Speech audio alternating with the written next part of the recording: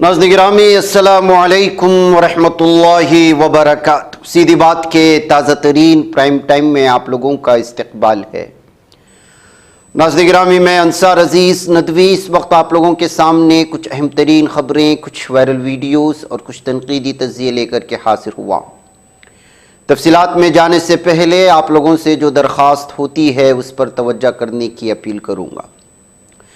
नाज़रीन गिरामी, आज की सबसे पहली ख़बर आई लव मोहम्मद मुस्तफ़ा सल्लल्लाहु अलैहि वसल्लम की इस तहरीक से और भारतीय मुसलमानों के दिलों में पैदा होने वाली मोहब्बत और आप सल्लल्लाहु अलैहि वसल्लम के लिए मौजूद इश्क और फिर कुछ नौजवानों को गिरफ़्तार कर लिए जाने के बाद पूरे मुल्क में इस वक्त जिस तरह से नौजवान, क्या बच्चे क्या बूढ़े जो सड़कों पर उतर कर के एहतिजाज कर रहे हैं, उनके सिलसिले में तफसीलात फराहम करते हुए आगे बढ़ेंगे। हिंदुस्तान के मुख्तलिफ शहरों में आई लव मोहम्मद मुस्तफ़ा सल्लल्लाहु अलैहि वसल्लम के बोर्ड पर कानपुर पुलिस की जानिब से एफआईआर दर्ज करने के बाद मुसलमानों की तरफ से मुल्क गिर एहतिजाज किया जा रहा है।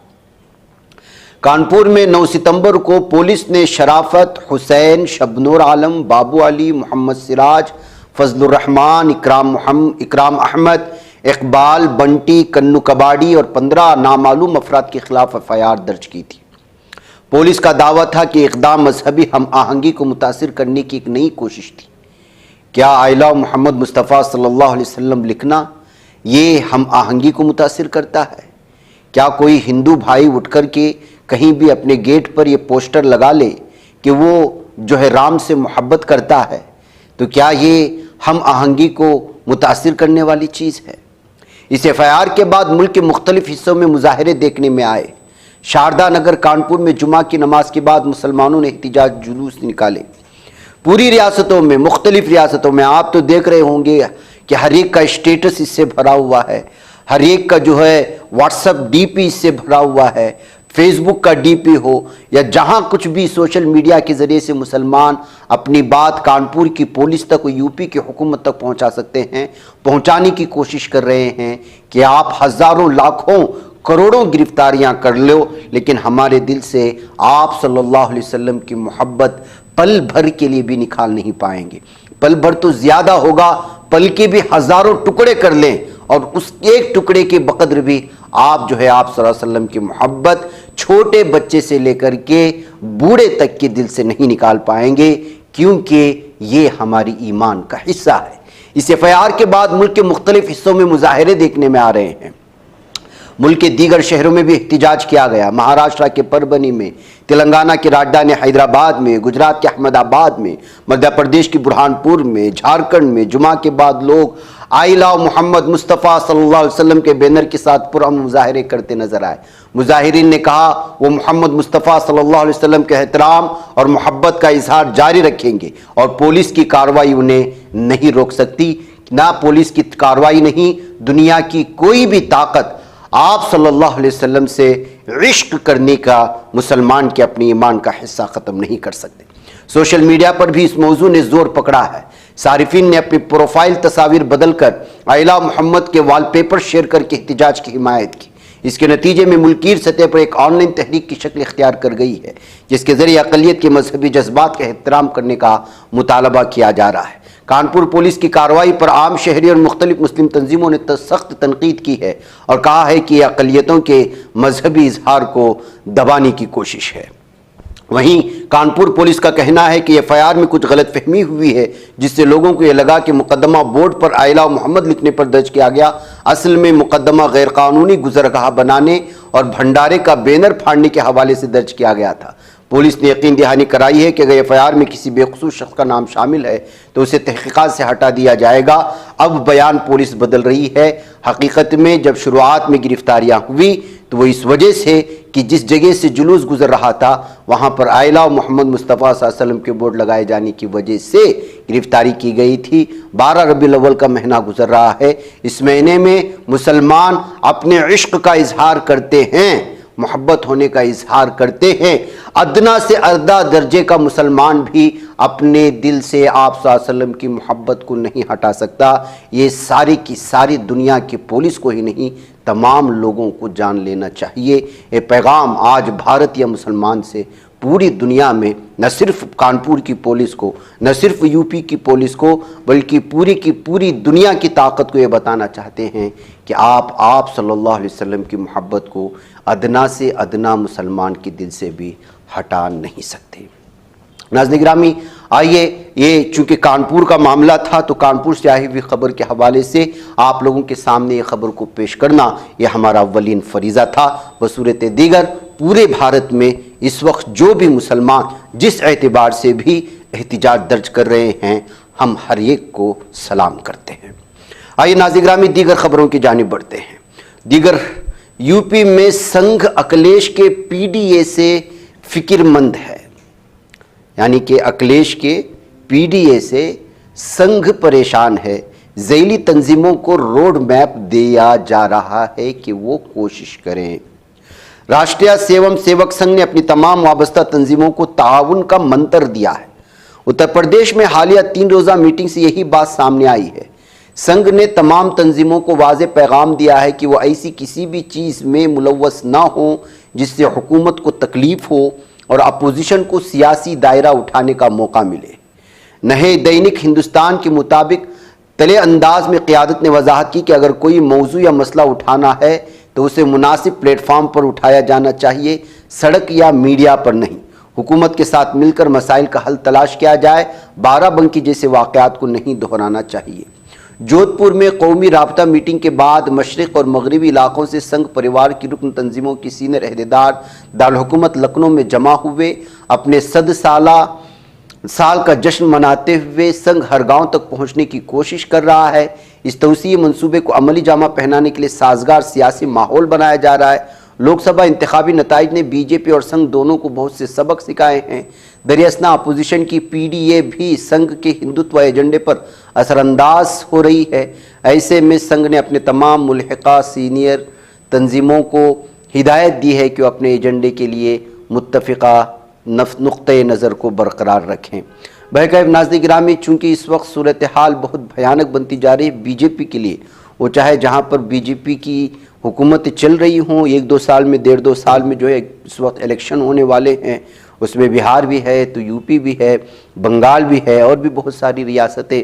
तो जाहिर सी बात है कि वहाँ की तैयारियों के लिए अलग अलग तरह से इस वक्त जो है तैयारियां चल रही हैं और हर कोई अपनी सियासी जो है सांठ गांठ को एक दूसरे से बढ़ाते हुए ज़मीनी सतह पर लोगों तक किस पर जो है पहुंचा जा सकता है, उनको मुतासिर किया जा सकता है अपनी सोच से, अपनी नज़रिए से, इस पर कोशिशें हो रही हैं। तो नाज़रीन गिरामी, आप यासीन मलिक को जानते हैं जिनका ताल्लुक़ है जम्मू कश्मीर से। एक सज़ा याफ्ता मुलजिम हैं। जम्मू कश्मीर लिबरेशन फ्रंट के सरबराह ने सियासी रहनुमाओं, मजहबी शख्सियात और आला सिक्योरिटी हुक्काम के साथ अपनी मुबैना माजी की खुफिया मसरूफियात के बारे में ताज़ा दावे करते हुए ऐसा बम फोड़ा है कि जिसको लेकर के महसूस किया जा सकता है कि सियासत के लिए और मफाद के लिए किस किस तरह से जो है फ़ायदे उठाए जाते हैं सियासी लीडरान की जानिब से। एक हलफनामा जो 25 अगस्त को दिल्ली हाई कोर्ट में जमा किया गया था और इससे कबल हिंदुस्तान टाइम्स ने हवाला दिया था, जिसमें यासीन मलिक के साबिक़ वज़राए आज़म, मरकज़ी वज़रा, गैर मुल्की सिफारतकारों, इंटेलिजेंस ब्यूरो के सीनियर अफसरान और मरकज़ की अमन कोशिशों में शामिल दीगर अफराद के साथ मुबैना बातचीत का खाका पेश किया गया। NDTV के ज़रिए हासिल किए गए हलफनामे के मुताबिक मलिक 2022 से उम्र कैद की सज़ा काट रहे हैं, जो फ़िलहाल तिहाड़ जेल में बंद हैं। उसने दावा किया कि मुख्तलिफ मठों से ताल्लुक़ रखने वाले 2 शंकराचार्य श्रीनगर में उनकी रिहाइशगाह पर कई बार आए और यहाँ तक कि एक प्रेस कॉन्फ्रेंस में उनके साथ हाजिर हुए। उन्होंने 2011 में नई दिल्ली के इंडिया इंटरनेशनल सेंटर में राष्ट्रीय सेवम सेवक संघ के रहनुमाओं के साथ 5 घंटे की मैराथन मीटिंग करने का दावा भी किया। उन्होंने कहा कि मैं इस सेशन को सेंटर फॉर डायलॉग एंड रिकंसल्टेशन ने सहूलत फराहम की थी, जो दिल्ली में एक थिंक टैंक है। क्या ये दिलचस्प और गौर करने की बात नहीं है कि मुझ जैसे किसी शख्स को रोकने के बजाय अक्सरियती बरादरी के ऐसे नुमाइंदों ने अपनी नेक नामी को ऐसे संगीन और घिनौने इल्ज़ामात का सामना करने वाले शख्स से जोड़ने का फैसला किया। نیوز چینل نے عدالت میں فائلنگ میں ملک کے حوالے سے کہا انہوں نے مذہبی رہنماؤں کی شناخت نہیں کی اور نہ ہی ان دوروں کی مخصوص تاریخیں بتائیں۔ ملک نے دلیل دینے کی کوشش کی کہ بااثر شخصیات ان کے پس منظر کے باوجود خوشی سے ان کے ساتھ منسلک ہیں۔ یہ ایک بار پھر سوال پیدا ہوتا ہے کہ مجھ سے ایک بازو کا فاصلہ رکھنے یا مجھ جیسے کسی کو 10 فٹ کے کھمبے سے نہ چھوڑنے کے بجائے، چاہے وہ RSS کی قیادت ہو یا RSS تنظیم کے تھنک ٹینک وویکانند انسٹیٹیوٹ کے چیئرپرسن نے مجھے دعوت دی، نئی دہلی میں لنچ کے لیے اور انڈیا انٹرنیشنل سینٹر میں بھی۔ ملک نے مبینہ طور پر یہ بھی دعویٰ کیا کہ حلف نامے میں سابق وزیر اعظم اٹل بہاری واجپئی کی 2000 اور 2001 میں ایک طرفہ رمضان جنگ بندی کے دوران ملک کی مبینہ شمولیت کا بھی ذکر ہے۔ اس نے دہلی میں اجیت ڈووال سے ملاقات کرنے کا دعویٰ کیا، جس نے ان کا تعارف انٹیلیجنس بیورو کے اس وقت کے ڈائریکٹر شامل دتہ اور قومی سلامتی کے مشیر برجیش مشرا سے کرایا۔ ملک نے کہا کہ واجپئی کے قریبی ساتھی RK مشرا نے بھی اس کی وسنت وہار رہائش گاہ پر میزبانی کی اور برجیش مشرا کے ساتھ ناشتے کی ملاقات کا اہتمام کیا۔ ناظرین گرامی، آج یاسین ملک کو جس نظریے سے دیکھا جاتا ہے اور جس وجہ سے ملک مخالف چیزوں میں ملوث ہونے کی وجہ سے غدار وطن کہہ کر کے یا جو بھی الزامات لگا کر کے یا دہشت گرد کی روپ میں ان کو دیکھ کر کے سزا سنائی گئی ہے، اگر ایسے لوگوں کے ساتھ اس طرح کی تنظیمیں، اگر ان کے سربراہان، حکومت کے نمائندے اور مختلف ایجنسیوں سے وابستہ بڑے بڑے افراد اٹھتے بیٹھتے تھے، ان کو اپنے گھروں میں دعوت دیتے تھے، تو ظاہر سی بات ہے کہ یہ کڑی کہاں سے جا کر کے ملتی ہے۔ اس کو لے کر کے اس وقت اخبارات مختلف انداز میں لکھنا شروع کر دیا ہے جب سے یاسین ملک کے دعوے سامنے آئے ہیں۔ منی پور کے بشنو پور ضلع میں کل جمعہ کی شام نامعلوم مسلح افراد نے آسام رائفلز کی گاڑی پر گھات لگا کر حملہ کر دیا ہے، جس میں 2 نوجوانوں کے ہلاک ہونے اور 4 لوگوں کے زخمی ہونے کی خبریں آ رہی ہیں۔ حملہ شام 6 بجے کے قریب ہوا، نمبول سبل لیگا علاقے میں، جب آسام رائفل کے اہلکار امپھال سے بشنو پور جا رہے تھے۔ تو ناظرین گرامی، ابھی بھی منی پور سے PM مودی ہو کر کے آئے ہیں اور وہاں بہت بڑے بڑے دعوے بھی کر کے آئے۔ ان کے آنے کے کچھ ہی دنوں کے بعد ایک آسام رائفلز کے فوجی گاڑی پر اس طرح کے بڑے حملے نے اور بھی بہت سارے سوالات پیدا کر دیے ہیں کہ منی پور میں جہاں پر حالات پورے سازگار ہونے کا جو دعویٰ کیا جا رہا ہے وہ جھوٹا ہے، یا اندرونی سطح پر ابھی بھی آگ لگی ہوئی ہے، یا کہیں ایسا نہیں ہو کہ جو یہ آگ راکھ میں چھپی ہوئی ہے اور کب اور کس وقت ظاہر ہوگی کچھ پتہ نہیں چلتا۔ تمہاری باری بھی آئے گی، ظالم صہیونی درندہ نیتن یاہو ایک بار پھر یمن کو اور عبد الملک الحوثی کو دھمکی دیا ہے۔ جی ہاں، اسرائیل اور یمن کی حوثیوں کے درمیان کشیدگی ایک نئے موڑ پر پہنچ چکی ہے۔ ناظرین گرامی، اسرائیلی وزیر دفاع اسرائیل کاٹس نے یمن میں حوثیوں کے رہنما عبد الملک الحوثی کو براہ راست دھمکی دیتے ہوئے کہا کہ تمہاری باری بھی آئے گی۔ اس نے social media platform X پر اپنے پیغام میں لکھا کہ عبد الملک الحوثی کو اپنی حکومت کے دیگر ارکان سے ملاقات کے لیے بھیجا جائے گا اور صنعاء میں حوثیوں کے جھنڈے پر لکھے نعرے الموت للاسرائیل کی جگہ اسرائیل کا پرچم لہرایا جائے گا۔ یہ بیان اس وقت سامنے آیا ہے جب ایک روز قبل اسرائیلی فوج نے اعلان کیا تھا کہ یمن سے داغا گیا ایک میزائل فضا میں ہی تباہ کر دیا گیا، جبکہ ایک ڈرون نے جنوبی اسرائیل کے شرعیلات کو نشانہ بنایا۔ اسرائیلی فوج کے مطابق یمن سے داغے گئے میزائل کو روکنے کے بعد کئی علاقوں میں سائرن بج اٹھے تھے، اور ہم نے اس کی ساری تفصیلات کل آپ کو ہمارے پرائم ٹائم میں پیش کی تھی کہ کس طرح سے جو ایک بڑے ہوٹل کے اندر ان کا ڈرون گرا تھا اور تباہی مچی تھی، لیکن وہاں کے نقصانات کے سلسلے میں کوئی صاف جو ہے یا واضح تفصیلات فراہم نہیں کی گئی تھی۔ ناظرین گرامی، ادھر فرانسیسی صدر دفتر نے جمعہ کو اعلان کیا ہے کہ پیر کو نیو یارک میں اقوام متحدہ کی جنرل اسمبلی کے اجلاس کے موقع پر ایک کانفرنس ہوگی جس میں 10 ممالک جن میں فرانس بھی شامل ہے فلسطین کو بطور ریاست تسلیم کر لیں گے۔ ان ملکوں میں فرانس، برطانیہ، Australia, Canada, Belgium, Luxembourg, Portugal, Malta اور انڈورا اور سان مارینو شامل ہیں۔ فرانسیسی صدر میکرون کے مشیر کے مطابق اعلان باضابطہ طور پر کانفرنس میں کیا جائے گا۔ فرانس نے خبردار کیا ہے کہ اسرائیل اگر مغربی کنارے کو ضم کرنے کی طرف بڑھتا ہے تو ایک واضح ریڈ لائن ہوگی اور اسے بین الاقوامی قانون کی سب سے بڑی خلاف ورزی تصور کیا جائے گا۔ ایلزے فرانسیسی ایوان صدر کے ایک عہدیدار نے کہا کہ ہم اور ہمارے شراکت دار اسرائیل سے فوری اقدامات کو مطالبہ کریں گے تاکہ فلسطینی اتھارٹی کا نظام نہ ختم ہو۔ انہوں نے کہا کہ مستقبل کی فلسطینی ریاست کی سرحدیں سال 1967 کی بنیاد پر ہوں گی۔ تو ناظرین گرامی، ظالم صہیونی درندے کی درندگی غازہ پٹی میں کس طرح بڑھتی جا رہی ہے، وہیں پر یورپی ممالک بھی اس وقت پوری طرح سے ظالم صہیونی درندے اسرائیل سے دوری اختیار کرتے ہوئے جا رہے ہیں۔ اور برطانیہ، فرانس، آسٹریلیا، کینیڈا کے بعد دنیا پر اس وقت جو ہے پرتگال نے بھی فلسطین کو ریاست تسلیم کرنے کا اعلان کر دیا ہے۔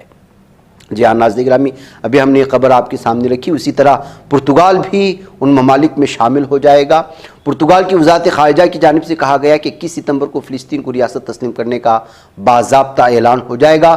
اس سے کس قدر جو ہے ناظرین گرامی سفارتی تعلقات میں اور بھی بہت سارے تعلقات میں جو اسرائیل کے ہیں اس وقت ان ممالک سے، اس پر بہت بڑا اثر پڑنے والا ہے، اور اس کے براہ راست اثر اسرائیل پر ہوں گے اور ہو رہے ہیں، لیکن وہ اس کا اظہار نہیں کر رہا ہے کیونکہ غازہ پر قبضہ کرنے کا جنون اس پر جو ہے اس وقت سوار ہے، اور وہ جو ہے اس وقت امریکہ کی طاقت کے نشے پر اس کو خود نہیں پتا ہے کہ وہ کیا کر رہا ہے، لیکن کچھ مہینوں میں پتہ چل ہی جائے گا۔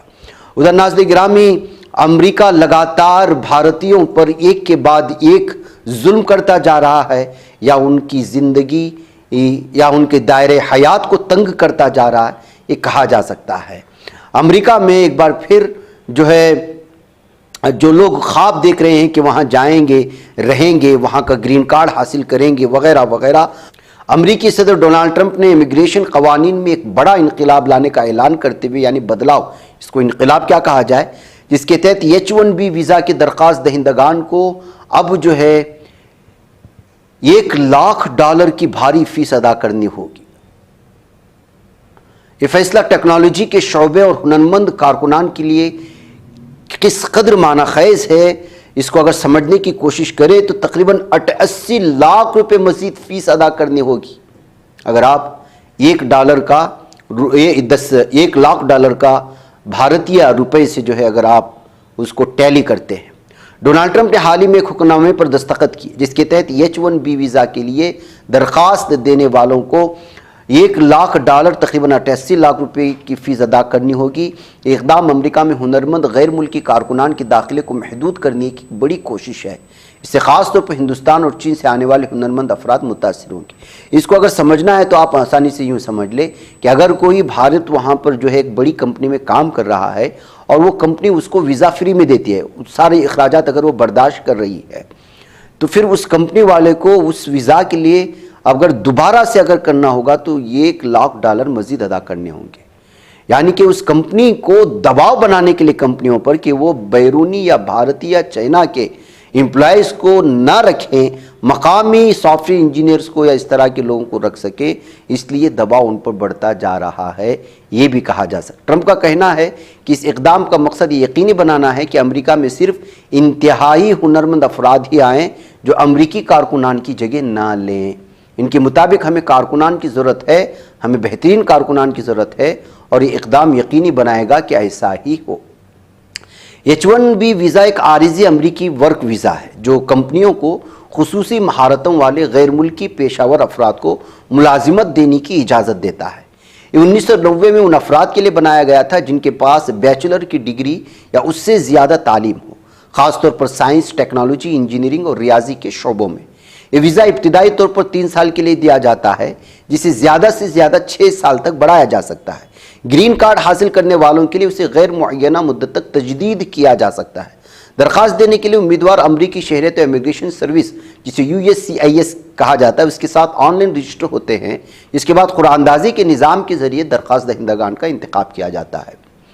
ہندوستانی شہری H1B ویزا حاصل کرنے والوں کی اکثریت میں شامل ہے کیونکہ یہاں سے بہت زیادہ سافٹ ویئر انجینئرز اور مختلف شعبہ جات میں مہارت رکھنے والے لوگ امریکہ کا رخ اختیار کرتے ہیں، ایک اچھی زندگی کی تلاش میں یا یورپین کلچر سے مرعوب ہو کر کے، یا جو کچھ بھی کہا جا سکتا۔ سرکاری عدد شمار کے مطابق گزشتہ سال ہندوستان H1B ویزا کا سب سے بڑا فائدہ اٹھانے والا ملک تھا، جس میں 71% منظور شدہ درخواست دہندگان ہندوستانی تھے اور چین 11.7% کے ساتھ دوسرے نمبر پر تھا۔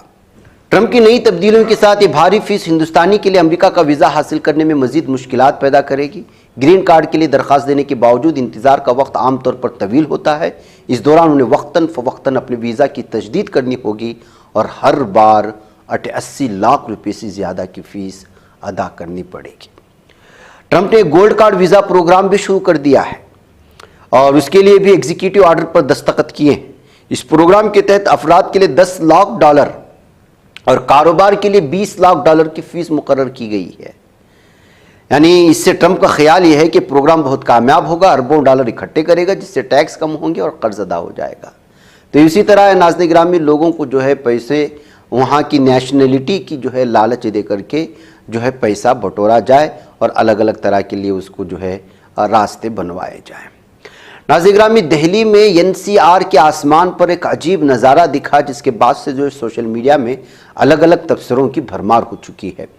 دراصل یہ جمعہ کی رات آسمان میں ایک تیز روشنی نے حیرت زدہ کر دیا ہے یہاں کے واسیوں کو۔ دہلی NCR میں کچھ لمحوں کے لیے روشنی کی تیز لکیر آسمان میں دور تک پھیل گئی، جسے دیکھ کر لوگ گھبرا گئے۔ دراصل یہ شہاب ثاقب یا کسی راکٹ کا جلا ہوا حصہ تھا۔ اس عجیب و غریب منظر کو کچھ لوگوں نے اپنے کیمروں میں بھی قید کیا، جو اب سوشل میڈیا پر کافی وائرل ہو رہا ہے۔ ویڈیو میں دیکھا جا سکتا ہے آسمان میں ایک چمچماتی لکیر ایک جگہ سے شروع ہو کر کافی دور تک پھیل جاتی ہے۔ مانا جا رہا ہے کہ شہاب ثاقب ہوا میں ہی ٹوٹ کر بکھر گیا اور دہلی، نوئیڈا، غازی آباد، گروگرام سے علی گڑھ تک کئی شہروں میں یہ نظارہ دکھائی دیا، جس کو لے کر کے لوگ جو ہے الگ الگ تبصرے کرنے پر مجبور ہوئے۔ ناظرین گرامی مدھیہ پردیش میں بولیرو کنویں میں گرنے کا ایک اندھوناک حادثہ پیش آیا ہے اور اس بولیرو میں سادھو سوار تھے۔ 4 سادھوؤں کی موت کی خبر بھی سامنے آ رہی ہے، جبکہ 3 شدید طور پر زخمی ہیں۔ بتایا جا رہا ہے کہ ٹائر پھٹنے اور گاڑی کے بے قابو ہوتی 3 سادھو مکھنجو گیری، شیو پوجن گیری اور ڈرائیور راکیش گیری وقت رہتے کود کر اپنی جان بچانے میں کامیاب رہے۔ حالانکہ یہ تینوں سنگین طور سے زخمی ہیں۔ فی الحال ضلع اسپتال چھندواڑہ میں ان کا علاج چل رہا ہے۔ حادثے کے فوراً بعد پولیس انتظامیہ SDRF کی ٹیم موقع پر پہنچی اور ریسکیو آپریشن شروع کیا۔ 3 لاشوں کو فوراً نکال لیا گیا، جبکہ 4تھی لاش کو دیر رات تک باہر لانے کی کوشش جاری ہے۔ 3 مہلوکین کی پہچان ملکھان گیری، راکیش گیری، گردھاری اور گلاب گیری کے طور پر ہوئی ہے، جن کی عمر 35 سے 65 کے درمیان میں ہے۔